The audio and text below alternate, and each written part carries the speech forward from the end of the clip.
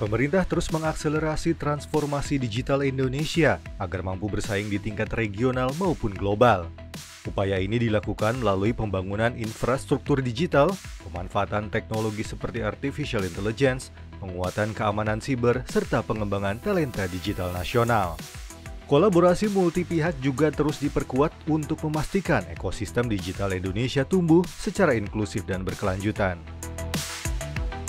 Menteri Koordinator Bidang Perekonomian Erlangga Hartarto menyebutkan bahwa Indonesia mengembangkan pemanfaatan AI di berbagai sektor strategis seperti manufaktur, kesehatan, blockchain, hingga machine-to-machine learning. Pemerintah menargetkan pertumbuhan ekonomi sebesar 8% melalui lompatan produktivitas yang didorong oleh digitalisasi dan teknologi mutakhir. Secara global, AI diperkirakan akan memberikan kontribusi sebesar 15,7 triliun dolar Amerika Serikat terhadap perekonomian dunia pada tahun 2030. Kontribusi ini terdiri dari 6,6 triliun dolar Amerika Serikat dari peningkatan produktivitas dan 9,1 triliun dolar Amerika Serikat dari sisi konsumsi. Indonesia yang memiliki kekuatan ekonomi berbasis konsumsi dinilai memiliki potensi besar untuk mengoptimalkan peran AI sebagai katalis pertumbuhan ekonomi dan ketahanan nasional.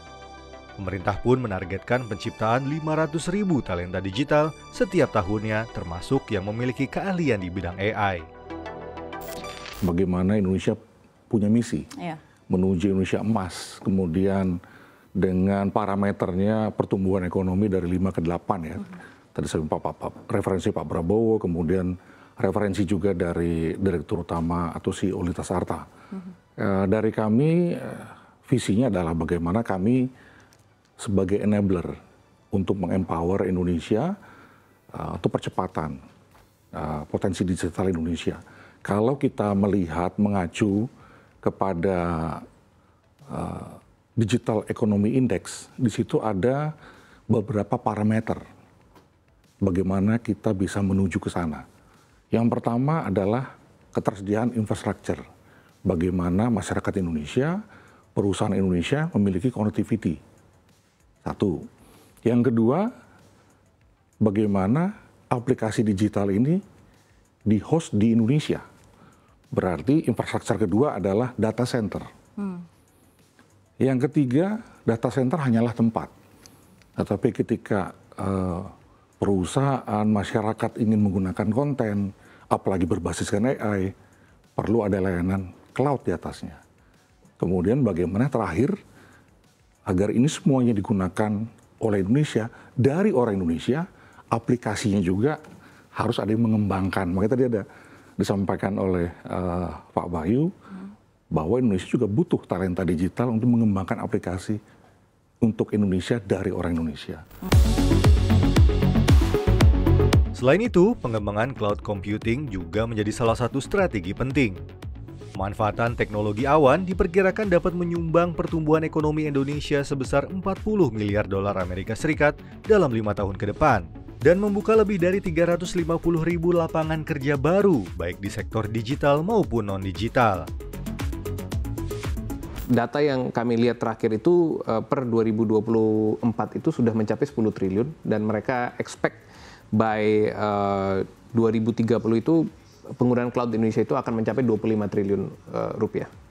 Ya memang saat ini di Indonesia ada sekitar 9-10 perusahaan global cloud yang sudah masuk, tapi mereka akan membangun edukasi itu, dan kita akan menjadi alternatifnya. Dan kalau dilihat dari laporan keuangan kami, pada saat ini revenue kami di tahun 2022, kami sudah membeat revenue tersebut di kuartal 1 2025. Jadi growth-nya sudah cukup jelas juga.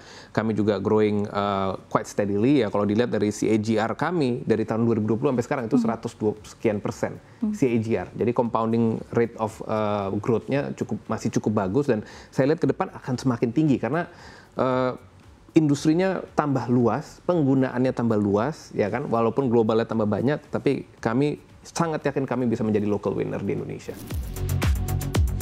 Salah satu infrastruktur utama penopang cloud computing dan AI adalah pusat data atau data center. Pertumbuhan pasar data center di Indonesia juga menunjukkan tren positif, dengan nilai pasar yang diproyeksikan mencapai 3,7 miliar dolar Amerika Serikat pada tahun 2024 dan investasi senilai 634 juta dolar Amerika Serikat. Laporan JP Morgan pada tahun 2024 menyoroti peningkatan signifikan investasi data center di Asia Tenggara.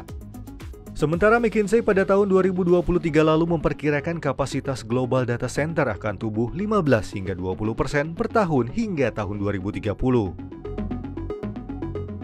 Kalau bicara di Indonesia sendiri, sebenarnya target market kita sangat besar sekali ya. Artinya 220 juta penduduk yang menggunakan internet ini sangat membutuhkan data center sebenarnya, Mbak.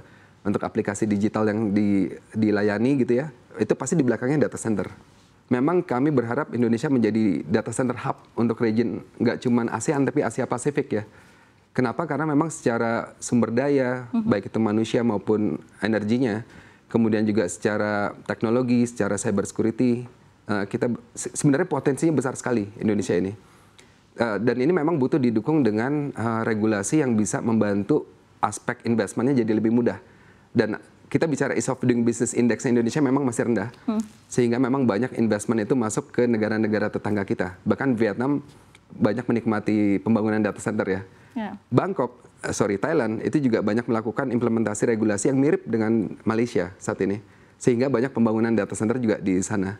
Nah, kami dari ID Pro memang visi kami adalah membantu pemerintah untuk membentuk ekosistem digital yang reliable dengan membangun data center yang dibangun dengan reliable, sustainable dan juga responsible gitu ya, sehingga pembangunan ini bisa berjalan dengan sustainable tanpa adanya kebocoran data.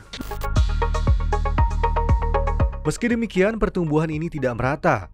Amerika Serikat dan China masih mendominasi pasar global dengan kontribusi lebih dari 70% terhadap kapasitas pusat data dunia. Asia Tenggara termasuk Indonesia dan Malaysia kini menjadi kawasan dengan pertumbuhan tercepat dengan CAGR 25% berkat biaya listrik yang relatif rendah dan sumber daya air yang mendukung. Namun, tantangan besar tetap ada, khususnya dalam aspek energi, regulasi, dan keamanan siber. Konsumsi listrik data center global setara dengan 1 hingga 2% dari konsumsi energi dunia. Sementara negara-negara maju seperti Singapura dan negara-negara Eropa telah beralih ke energi terbarukan, Indonesia masih bergantung pada batu bara. Solusi yang mulai diterapkan antara lain pembangunan data center modular, teknologi pendingin hemat energi, serta implementasi hybrid cloud.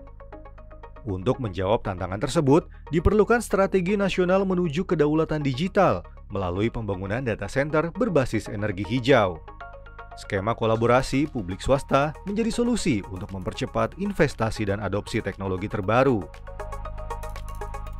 Selain itu, insentif pajak, penyederhanaan regulasi, serta harmonisasi aturan lintas negara melalui ASEAN Digital Framework penting dilakukan agar Indonesia tidak tertinggal dalam kompetisi ekonomi digital.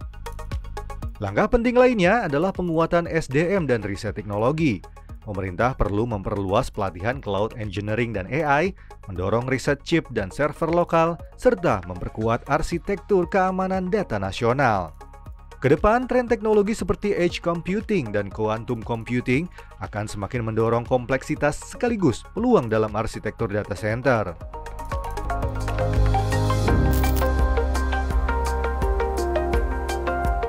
Proyeksi masa depan juga menunjukkan potensi ekonomi digital Indonesia yang sangat besar. Kementerian Investasi dan Hilirisasi memperkirakan nilai ekonomi digital nasional akan mencapai 130 miliar dolar Amerika Serikat pada tahun 2025 atau setara dengan 44% dari total ekonomi digital Asia Tenggara. Data center, cloud computing, dan AI bukan hanya infrastruktur digital, tetapi menjadi bagian dari strategi geopolitik dan ekonomi masa depan. Negara yang menguasai teknologi ini akan menjadi pemimpin baru di era digital. Indonesia memiliki peluang besar untuk menjadi pusat data digital terkemuka di Asia Tenggara jika mampu memanfaatkan momentum ini. Untuk itu, Indonesia perlu mempercepat pembangunan data center berbasis energi terbarukan, memperkuat kebijakan keamanan siber, serta mendorong kolaborasi global guna mempercepat transfer teknologi. Dengan strategi yang terintegrasi dan dukungan semua pihak, transformasi digital dapat menjadi motor utama pertumbuhan ekonomi Indonesia yang inklusif dan berkelanjutan.